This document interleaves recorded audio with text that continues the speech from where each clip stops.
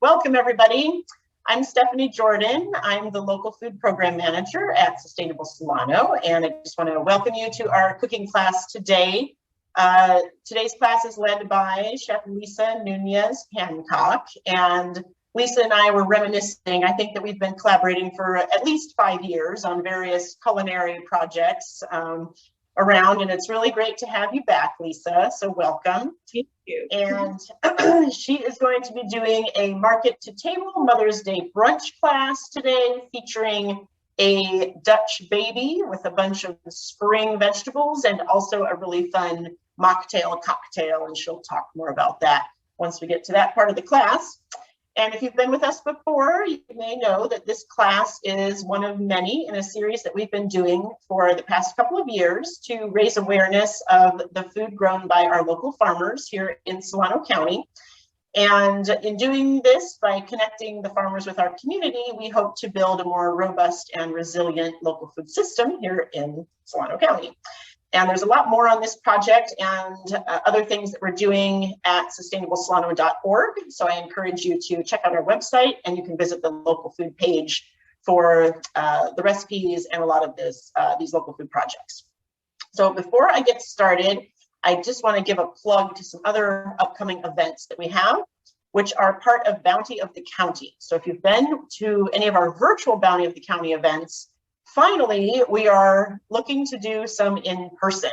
I'm going to be doing a food and wine tasting next Saturday, May 14, at Mangles Vineyards in Sassoon Valley. And then the following weekend on Sunday, May 22nd, I'll be doing a beer and food tasting at Roostaller Brewery up in Dixon. And then Chef Lisa and I and some other chefs are teaming up with to do some very fast and furious cooking demos in a Bounty of the County area that we are setting up at the Solano County Fair. And that will be on Saturday, June 18. So again, all of these events are on our website, sustainablesolano.org, and I encourage you to check it out. So we are about ready to get started. Just a couple other notes. If you do have questions, feel free to post them in the chat, and there will be a Q&A at the end after Lisa is done doing her demo. And I think that really might be about it. I think that's it for business. So I'm going to turn it over to Chef Lisa Nunez-Hancock. Welcome, everyone, to our Springtime Celebration Mother's Day workshop. And thank you for joining us today. I am going to be demonstrating 2 recipes today: a savory Dutch baby packed with lots of spring vegetables grown locally. And I'll also be making a fresh fruit brunch-worthy cocktail mocktail. And both of these recipes will delight Mom on her special day. For those of you who are new to this program, I am a natural food chef, and I stress plant-forward recipes. First off, let's talk about brunch. It's that sometimes decadent meal where somewhere between breakfast, lunch, and it evokes eggy dishes and drinking too early in the day.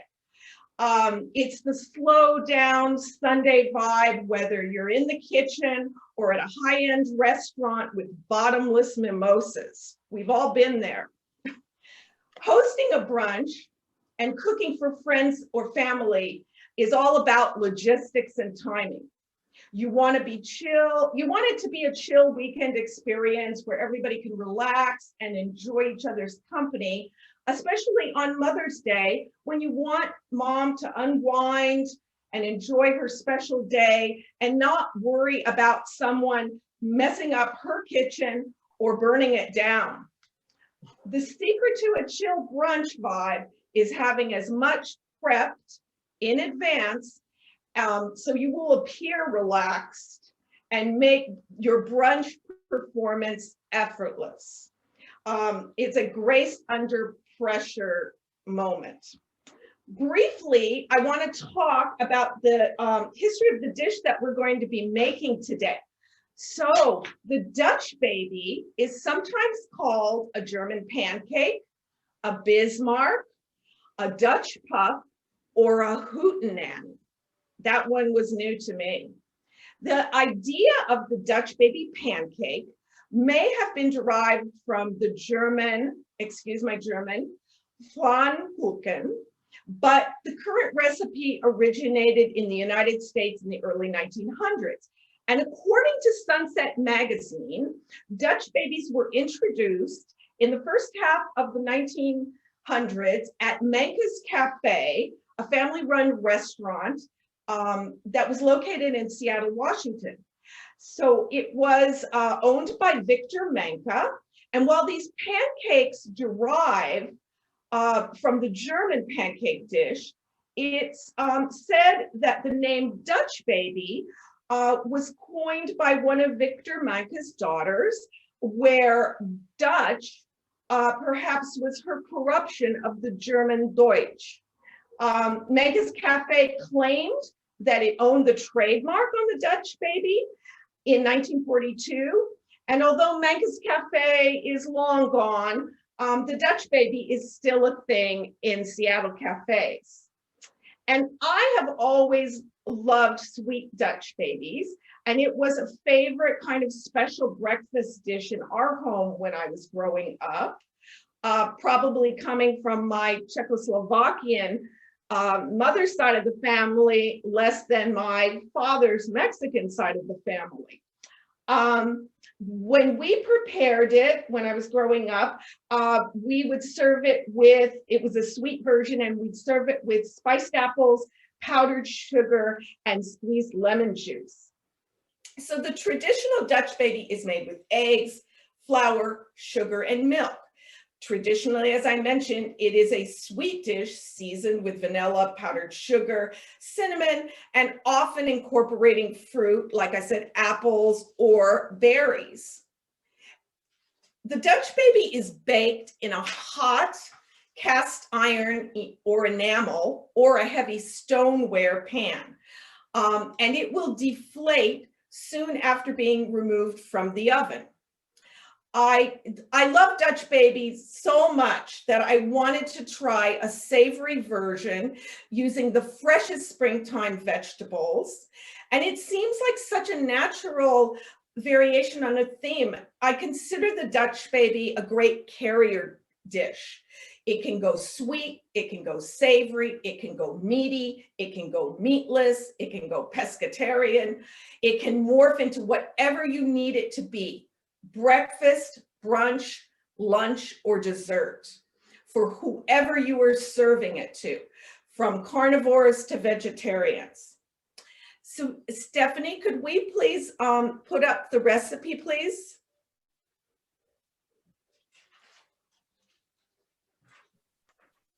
Yes, we can. So Okay. this is my format here on my computer is a little off, but so that image that you see is the Dutch baby I made in April for my Easter brunch. And let's go over the ingredients real quickly. So we're going to have 2 cups of tightly packed spinach, 1/3 cup of basil. You could also use cilantro, 1/3 cup of flat leaf parsley, and 1/3 cup of dill, which I have here. It also, for the topping, we are going to use asparagus and peas, which I will explain once the Dutch baby batter is in the oven. Garlic, red onion is also a topping with the lemon juice. And we're going to, it has 3 large eggs, 3/4 cup of milk. This is the batter. 3 tablespoons of butter, and those are going to be divided into 1.5 tablespoons that goes in the batter and 1.5 tablespoons that will go in the hot pan. And it uses 1/2 or 1/2 cup of all-purpose flour, cornstarch, baking powder, you see, 2 teaspoons, 1 teaspoon. And I like to sift all those because we don't want to have any clumps and bumps and little pockets of flour in our batter. We want a pretty smooth batter. And so the ricotta cheese is also part of the toppings. At the end, we'll also add edible flowers, and I made some smoked salmon rosettes. So right now we are going to talk a little bit about the nutritional information, and then I'm going to start the demo. So spinach, which there is 2 cups, is rich in many nutrients: vitamin A, C, K, E, iron, folate, and it's chock full of fiber. The magnesium helps support your immune system and keeps your gut bacteria and your microbiome happy. So this is a super healthy version of a Dutch baby, unlike the sweet version. Basil, which we have in here, is an antioxidant and it provides macronutrients. Dill is packed with flavonoids and has anti-flatulent properties. That's a good thing to remember. Parsley is rich in vitamin C, antioxidants, and is also part of the superfood group with spinach. The asparagus is low in calories, high in fiber, and a great source of nutrients: folate, vitamin A, C, K, and it helps improve digestion. And the peas are a good source of C, E, and zinc, and other antioxidants. So I am coming at you via Zoom in Northern California, and I know many of you are from many different places. I think the last time, Stephanie, we had someone from Australia, which was fantastic. I have sourced my produce from local farmers, and I encourage you to do as well. Your CSA boxes, your farmer's market, and some suggestions here in Solano County are Eat Well Farm, Terra Firma Farm, Wilkeson Acres, Be Well Farm, that's Be Love Farm, Morning Sun Herb Farm, and the strawberries are a great place to get them is Robledo's in Fairfield, and Soul Food Farm is another place to also get herbs. And also support your local farmers and go to your farmer's market, get CSA boxes. This supports our sustainable local food systems. So we're going to be cooking in real time today. And as I said, timing and logistics is everything. So I have preheated my oven to 450 degrees. You might be seeing the beads of sweat on my forehead. It's getting hot in the kitchen. And I preheated it with my cast iron enamel pan inside because I want that hot when I pour the batter in. So here, timing is really important. You want a minimum of 20 minutes with your preheating your oven and the pan inside. And it's going to take about 25 minutes to cook the Dutch baby batter. And I've been telling Stephanie, boy, I hope we don't burn it. So I've got to be on top of it today. So the easiest way is in a blender. We're going to start by putting in the eggs. And it might get a little loud, although some people are saying that Zoom has a wonderful feature that it kind of mutes. Well, not mutes, but it doesn't broadcast the real noisiness of the blender. It sort of subdues it, right, Stephanie? Okay. This is what I've been told. We'll get to test it now. So we've been told. We will see. We want your comments at the end. So I've put the eggs in, and I want to whip them up a little bit.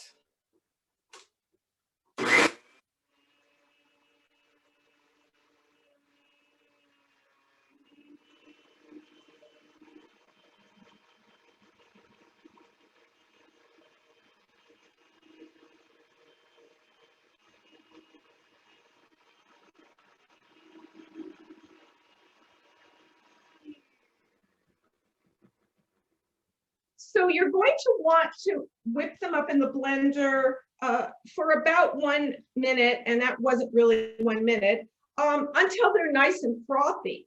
And then we're going to start adding the grated garlic, which I've grated here. The spinach, 2 cups.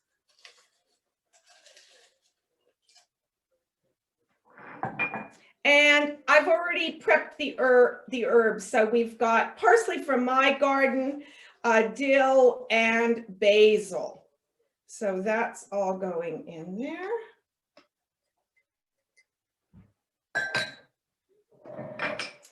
And I am going to combine that again.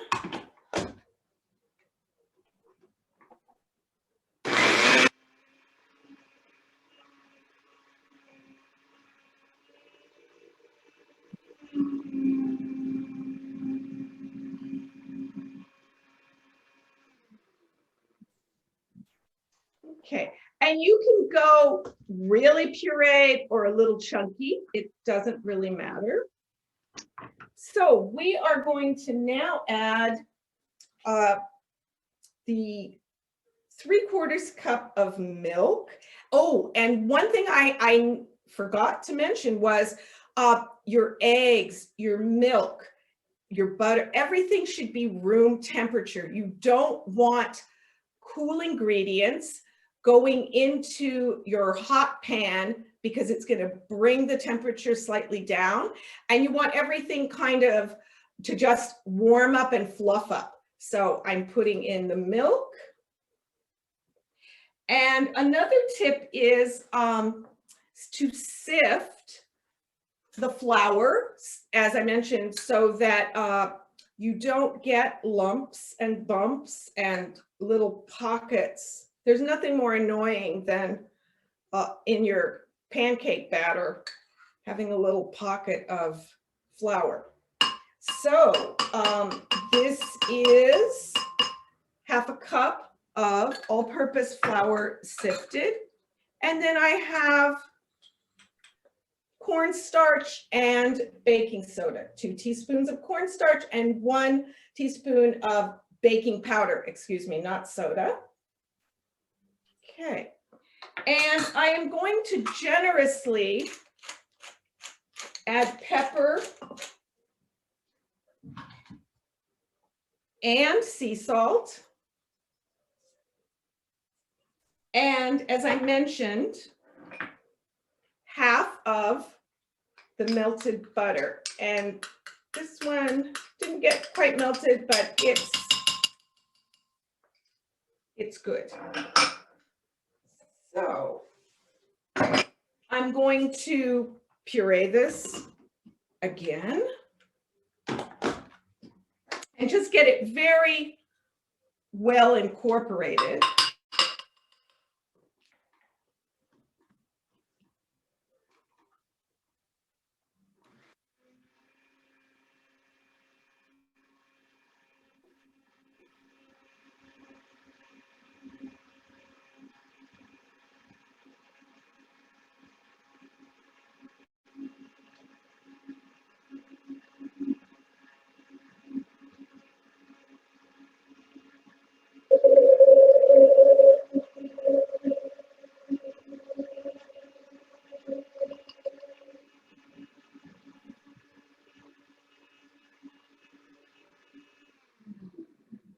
How's that on the noise, everyone?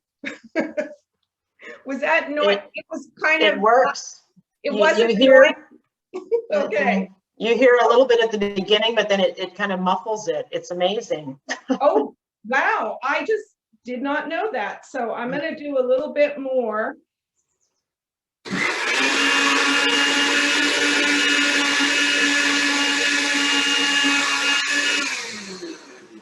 Okay, now is the most dangerous part of this recipe.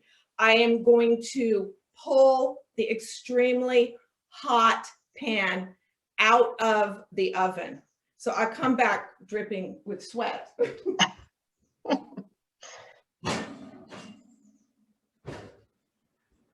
Okay, so I have this pan which has been heating in there for about 20 minutes, and I am going to put butter, and it is immediately going to melt.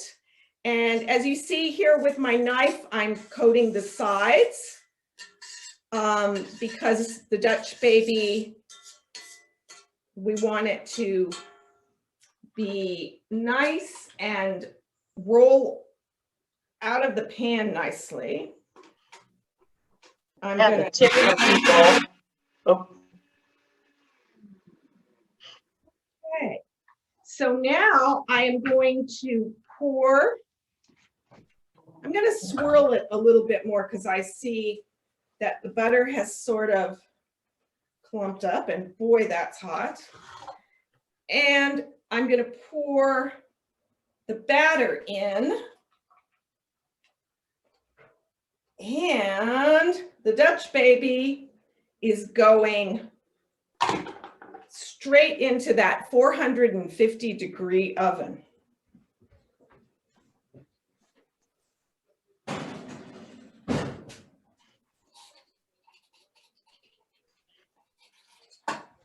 Okay, so I'm back.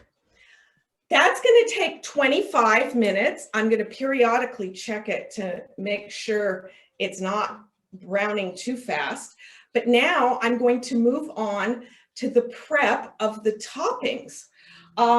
So I want to talk, we're going to do the asparagus, the peas, the ricotta. Okay. And we have, okay. So I want to tell you the asparagus, which I love asparagus, and this is the best season for it. I highly recommend the ones with very thin stalks because it won't crowd the top of the Dutch baby. The peas are fresh. Now, I want to tell you of a little tip. Now, some of you may have one of those fancy asparagus cookers, but I inherited something from my family. This is a very old-fashioned coffee percolator. I think this must be from like the 40s because it had the little insert, but I use this as my asparagus cooker. And what I absolutely love about it is I put the water in. I can put this right on top of my gas burner. And what is spectacular is, of course, I remove the rubber band, but I get it to boiling, put a little salted water in it. It will cook the stems first and steam the delicate tops. And it's just, it's been working for me for a really long time. And so I absolutely love it. And I would maybe say, hey, if you want to try to find one, thrift stores are a good place to kind of look for this old kind of percolator.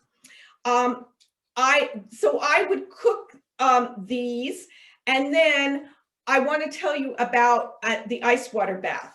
So one of the beautiful aesthetic things about this recipe is the Dutch baby's going to come out bright green. We're going to be putting all these beautiful edible flowers on it. We're going to be putting more green peas, more green asparagus, and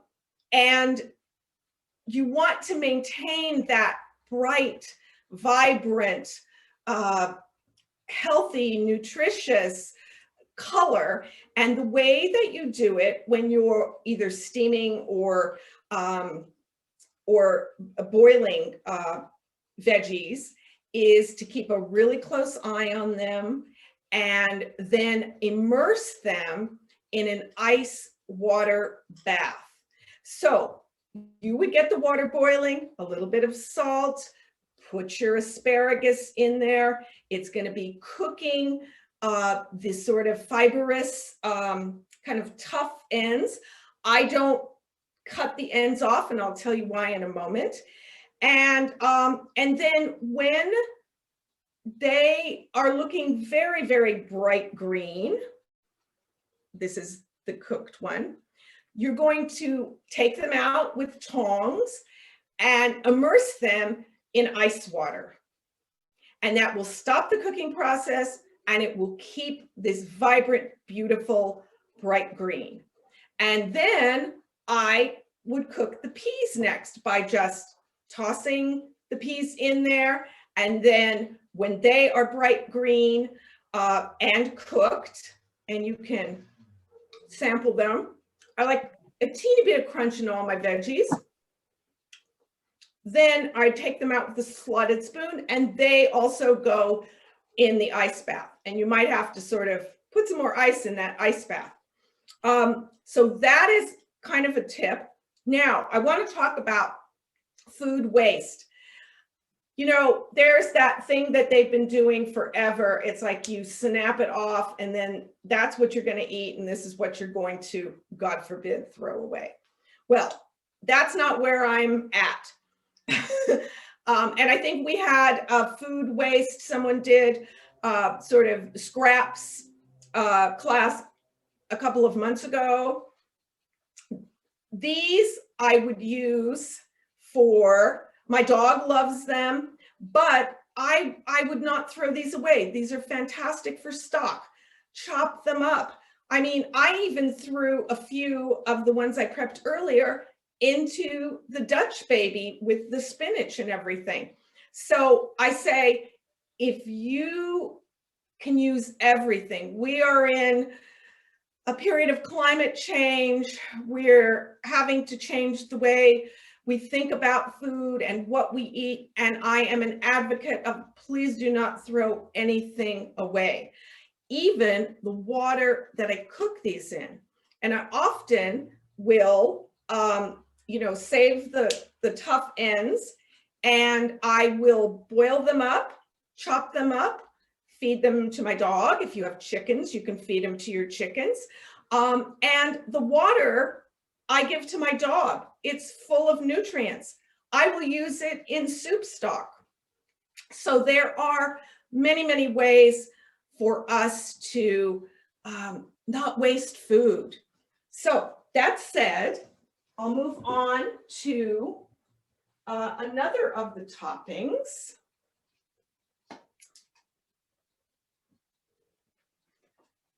And that is the red onion. So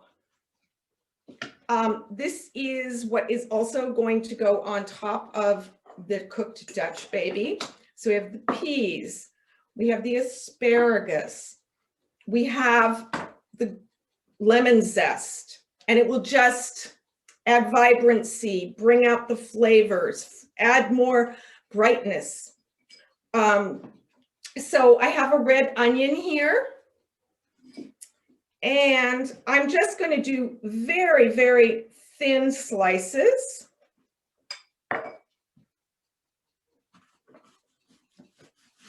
And we're going to marinate it a little bit for a very short time, a little quick marinade with lemon juice and salt. And I think that's probably enough.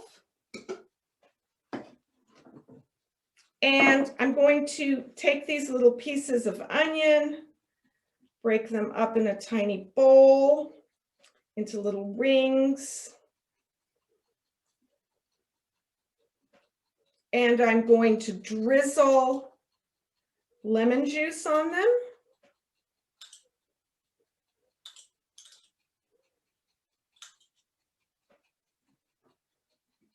And I'm going to sprinkle a little salt.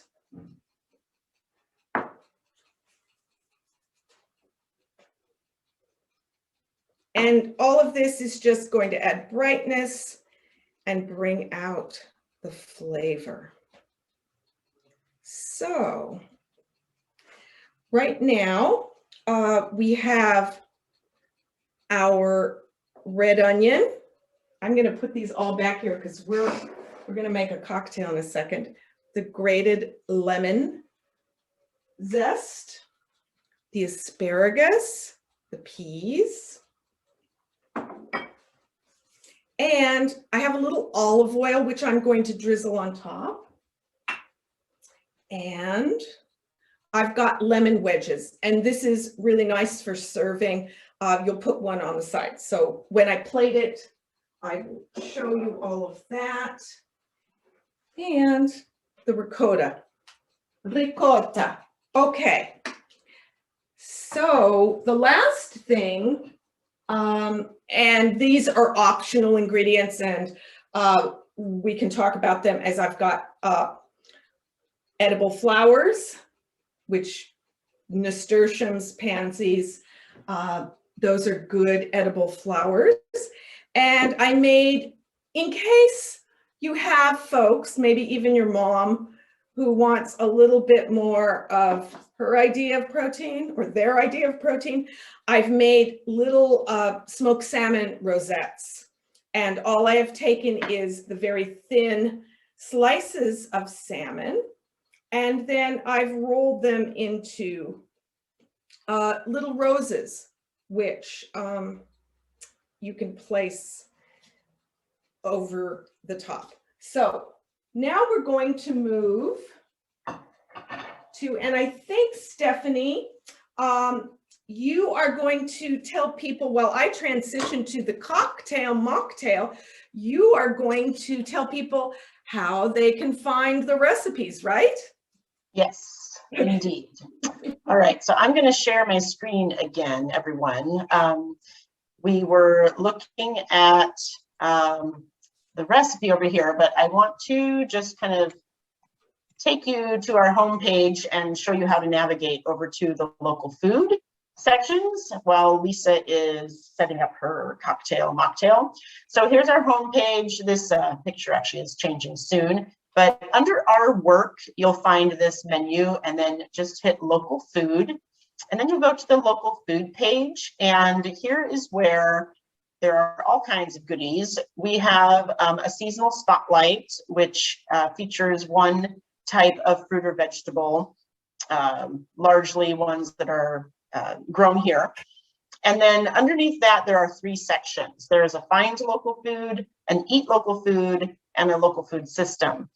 And so the find local food is pretty straightforward. That kind of guides you to where you can buy local, from the CSAs that Lisa was mentioning earlier to different restaurants who are making an effort to work with our local farmers, farm stands, farmers markets, etc. There is also a little local food happenings with a map. We're in the process of updating that, but that will at least give you kind of a bird's eye view of the county and where you can go to find some local food on your own. And then in the middle dot here, we have eat local food. And so here's where you'll find the class schedule under cooking classes. And then the second link down is the recipes. So you would just click that. And then here is our recipe page. So the most recent ones are usually up here at the top. And here's where you'll find Lisa's the Garden Savory Dutch Baby. And then also here is the drink.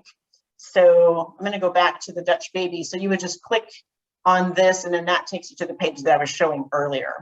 So we try to get some kind of a similar picture to what the recipe is. It's not always possible, but at the bottom of the recipe that's on the website, there is also a version or an option, I should say, to download a printable version here. So then if you just click that, then you'll get to a PDF and you can print it. And that's a little bit easier to work with in your kitchen, I would imagine.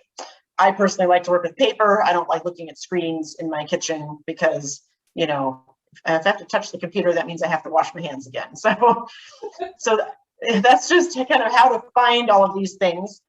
And let's see, let me close this out. And then here's just some other good handy things to have. There's a great seasonality chart that we have borrowed from Terra Firma Farms. They're up by winters, so their growing season is maybe just a little bit warmer than those of us that might live at the southern end of the county, but it gives you a pretty good idea of what's growing when. And then here is the Bounty of the County page that I was mentioning earlier, which has some information about those events. So just want to, and here's kind of the signature photo of Bounty of the County, if you might see that pop up again. So anyhow, there it is. If you want to learn more about local food system, that's over here underneath the third dot, the local food system. So, but yeah, that's about it. So I'll turn it back over to you, Lisa. Let me stop the share, and there you are. Thank you, Stephanie. So this is the perfect time to take a peek and see what the Dutch baby is doing in the oven. Now, I'm not going to open the oven door because, like a fragile souffle, the cool air from outside, although it's pretty hot in here, could make the Dutch baby fall. So I just checked the timer, and the timer says it's been in there about 10 minutes. So let me go take a peek in the window, and I'll be right back. Ooh, it's looking good. Stephanie, I think it's going to be perfect timing. So I think we have time to go through the cocktail. Okay, so, would you like me to share those ingredients right now? Do you want me to share again, or do you want to just talk through it? Not quite yet. Not quite yet.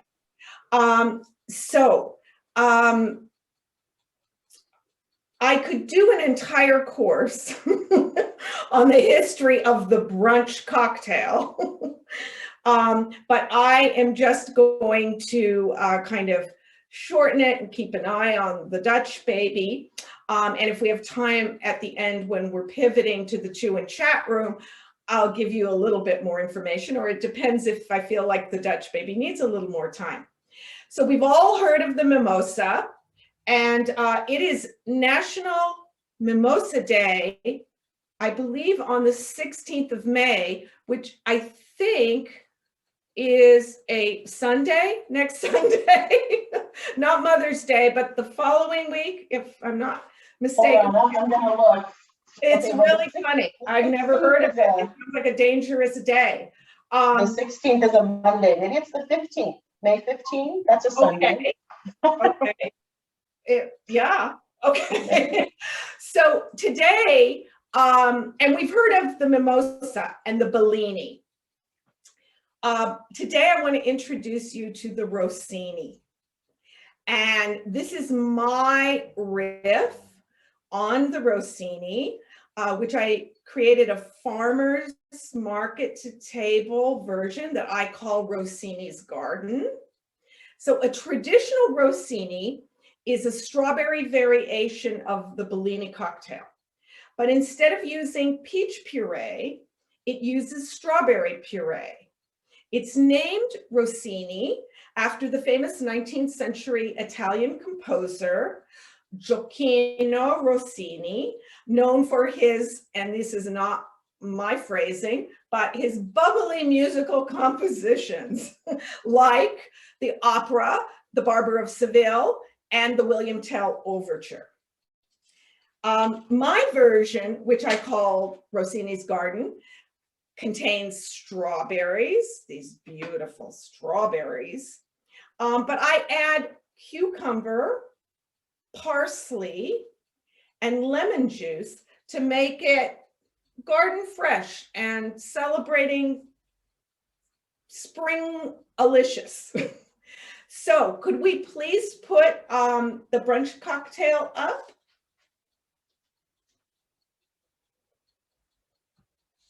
Thank you. Here it comes. Yeah, bear with me here. Hold on. No worries. I'm going to take go. a Dutch baby. Okay, that sounds good. Let me just back up here. Needs a little bit more time. Okay, there we are, Rossini's Garden drink. So this recipe will make 4 cocktails or mocktails. So you will use 8 large ripe strawberries and 2 smaller ones that you'll use for garnish. A 1/4 cup of lemon juice, a 1/4 cup of simple syrup, and it can be a plain simple syrup or an infused one. It can be store-bought or made yourself. And flavored ones are okay as long as they're complementary. It's going to, in the recipe, it has a 1/2 cup of cucumber or a 1/2 of a cucumber minced, and 1 tablespoon of parsley leaves. Pink sugar is optional, and I'm going to show you how to prep that. And sparkling water for a mocktail, or Prosecco or sparkling rosé for a cocktail. So, Stephanie, can I come back? Yes, you can. Okay. You're back. Here I am again.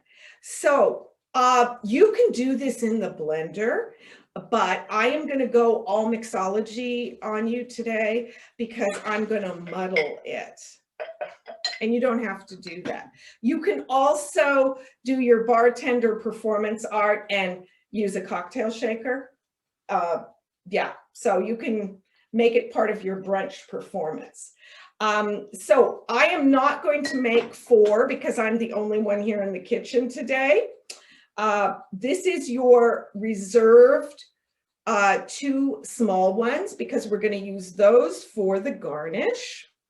And so I am just going to cut up the strawberry, and I've got my eye over there on the Dutch baby. And I am going to muddle that. And I think that if you don't have a muddler, what do you think they could use, Stephanie? Well, it looks a lot like a mortar and pestle to me. Yes. You know, so same, slightly different shape, but similar tool, essentially. Or a heavy spoon if you don't. Mm-hmm. Sure. So I'm muddling the strawberry, and I have chopped up the parsley. I'm going to put a little bit of finely chopped parsley in there. I'm going to put finely chopped cucumber. Remember, I'm just doing 1 cocktail at the moment. I'm going to put in lemon juice, adds brightness. And so, you know, hey, this is a chef thing maybe, but I make my own simple syrup and I have some ginger flavored, but that's not complementary to these tastes, in my opinion. So I have some pomegranate that I made a while back, and I'm going to use that pomegranate simple syrup because I feel the fruitiness and the color is going to go blend really well. And so I'm going to muddle some more. Lisa, could you talk about how you make a simple syrup? I don't know if everybody knows. Yes, how you do that. It's very simple. So you could use white sugar. I kind of like to use brown or raw sugar. You could even probably use, well, maybe you could use honey and make a syrup, and a little water, and you heat it up. And when the sugar dissolves, you could infuse it. This one was infused. Well, I actually replaced the water with pomegranate syrup, and then it will stay in your refrigerator for quite a few months because the sugar acts as a preservative. Okay, so I have muddled that. And now I'm going to prep the champagne flute. And this will make your brunch really nice and fancy. So I'm dipping it in some lemon juice. And then I have some pink sanding sugar. And I just put a little pinch of salt because it kind of adds a little depth of flavor. And for the cucumber, for the garnish, I've made strips with my vegetable peeler. And I've then sort of rolled those strips and with a cocktail toothpick and a piece of strawberry, I have made the garnish. So I can smell that Dutch baby is really getting near. So I have one that I already prepped, and it's gonna look like that. And you can use Prosecco. Don't go with anything too fancy because this is about the vegetables, not the vintage. But I happen to like sparkling rosé. So that is my choice. And I'm gonna put this back here. So I think I'm gonna have to get that Dutch baby out of the oven. How are we doing on time, Stephanie? Oh, it's 10 to 5. So did you hear my little old-fashioned kitchen timer go off? Yeah. Okay, I think it's time to get that Dutch baby out. Oh, yes. Oh my. Okay.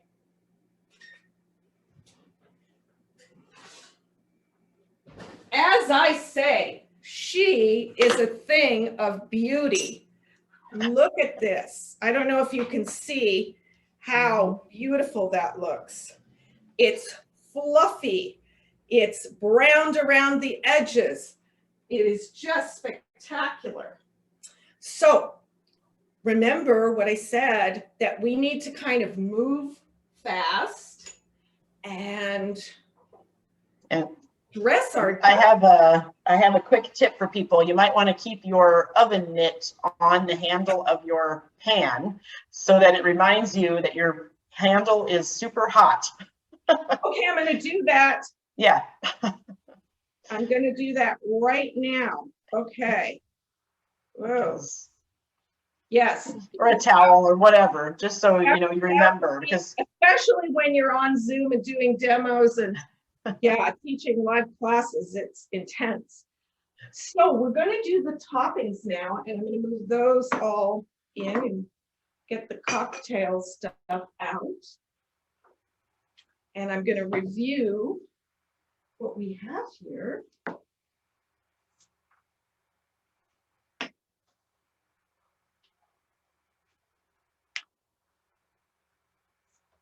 So what I would start with is this will serve 4.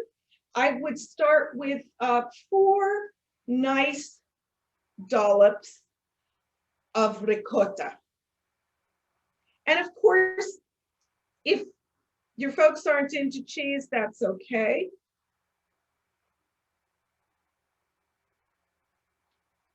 So we have those 4 nice dollops, so everybody gets a little ricotta. Then I've cut up my asparagus, and I'm just going to kind of toss it around, make it look nice. This is a totally veggie-centric dish. Then I'm going to, I can hear it deflating. It's like sputtering.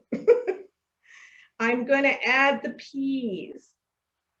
I am going to add a little bit of olive oil. drizzle that.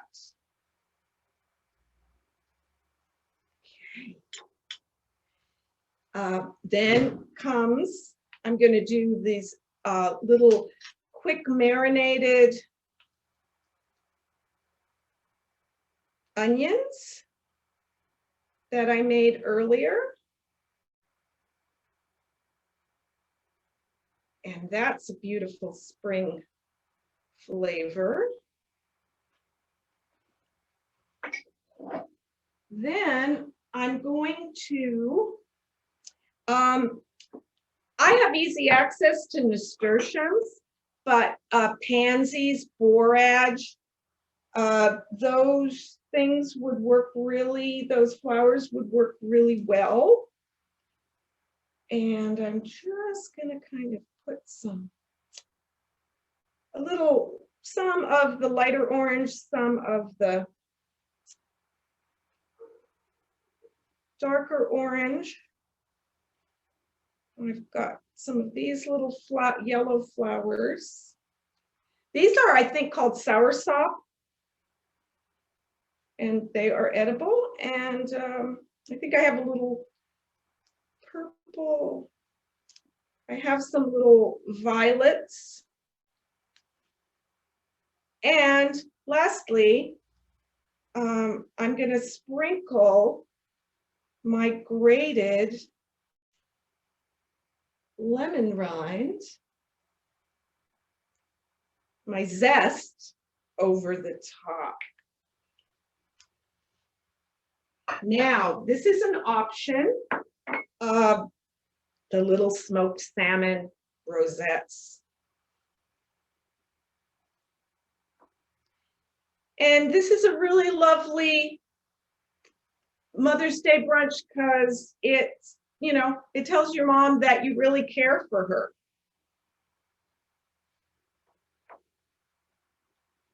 Okay. And thank you, Stephanie, for reminding me to put this on.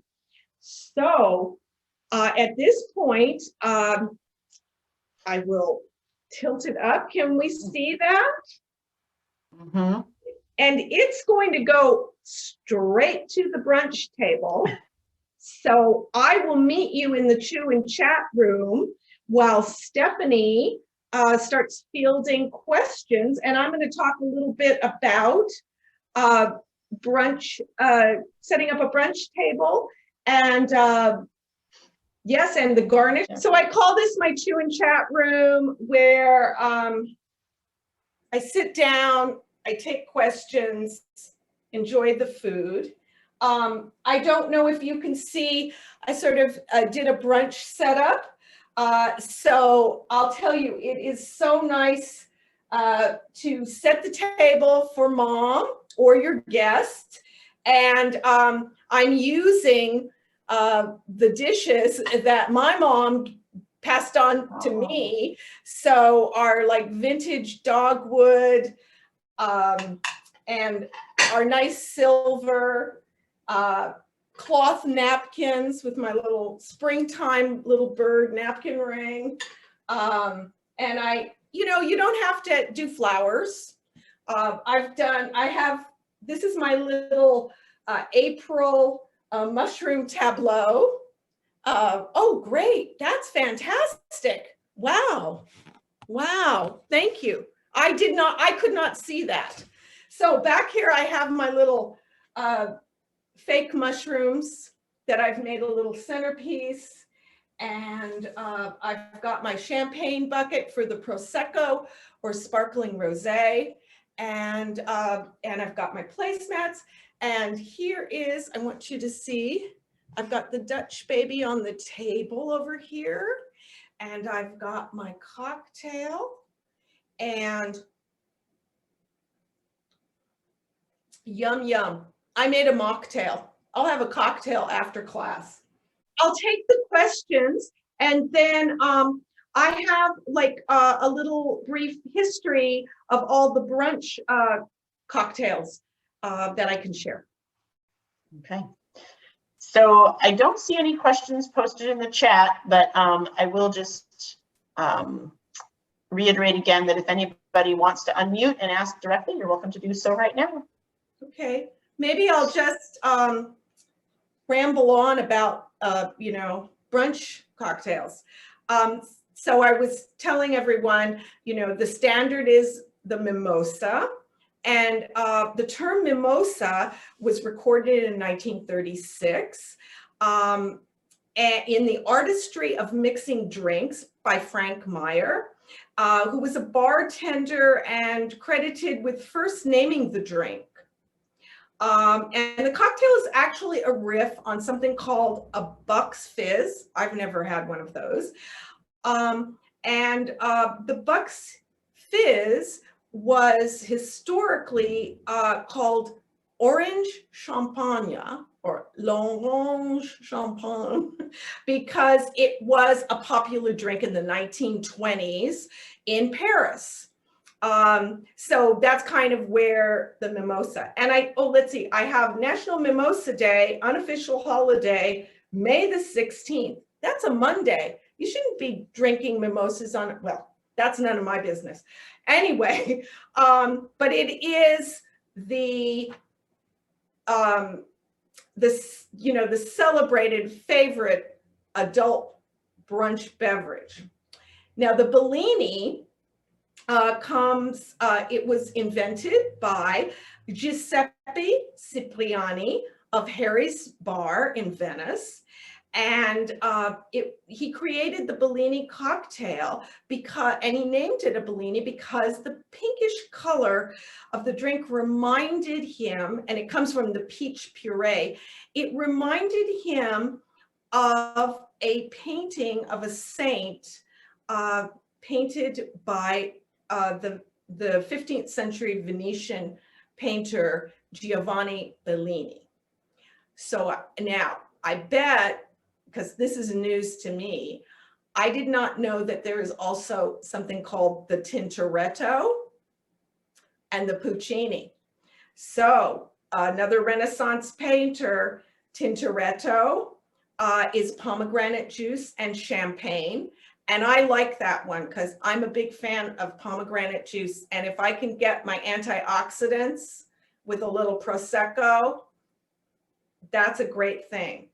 And the Puccini, that's named after the composer of La Boheme and Madame Butterfly, is a riff on the mimosa, but instead of orange juice, it uses tangerine juice or mandarin orange juice. So that's my little brief history of brunch cocktails. And it's Mother's Day, so make one of those for Mom.